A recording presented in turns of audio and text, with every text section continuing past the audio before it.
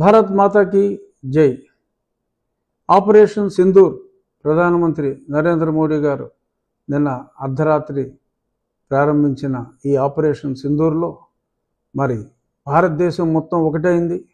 కులాలకు మతాలకు అతీతంగా, పార్టీలకు అతీతంగా అందరూ ముక్త కంఠంతో ప్రధానమంత్రి నరేంద్ర మోడీ గారికి సంపూర్ణ మద్దతు తెలియజేస్తున్నారు. ఈ సందర్భంగా మరి అసదుద్దీన్ ఓవైసీ గారు కూడా హైదరాబాద్లో ఆయన సంపూర్ణ మద్దతును తెలియజేయటం భారతదేశ సంఘటితాన్ని తెలియజేస్తుంది. రాబోయే కొద్ది రోజుల్లో ఈ సమస్యకి, టెర్రరిజానికి పూర్తి పరిష్కారం దొరుకుతుందని ఆశిస్తున్నా. మార్కెట్లో హఫీజ్ సయీద్ కూడా మృతి చెందినట్టుగా వార్తలు ఉన్నాయి.